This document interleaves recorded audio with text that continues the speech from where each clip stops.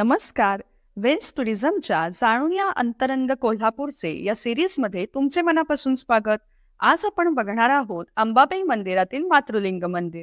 अंबाबाई मंदिर हे 3.5 शक्तिपीठांपैकी एक संपूर्ण शक्तिपीठ असल्याने या मंदिराचे अनन्यसाधारण महत्त्व आहे. याआधी आपण मंदिराची बाह्य रचना पाहिली आहेच. त्या व्हिडिओची लिंक डिस्क्रिप्शन बॉक्समध्ये दिली आहे.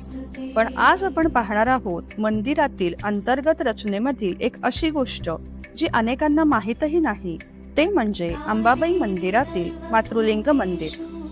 अंबाबाई मंदिर हे बाहेरून 1 मजल्याचे दिसत असले तरी अंतर्गत 2 मजले आहेत. मंदिरातील गाभाऱ्यात आई जगदंबेची मूर्ती आहे.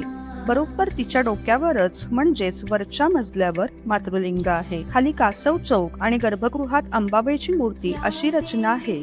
याच पद्धतीने वरच्या मजल्यावर नंदी आणि गर्भगृहात देवीचे मातृलिंग आहे आणि चौथऱ्यावर गणेशाची मूर्ती आहे. या मंदिरात जाण्यासाठी महाकालीच्या समोरच्या गाभाऱ्यातून चिंचोळ्या पायऱ्यांचा जिना आहे.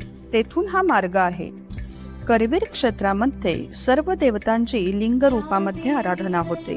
यानुसार साक्षात अंबाबाईचे लिंग स्वरूप म्हणजेच मातृलिंग होय.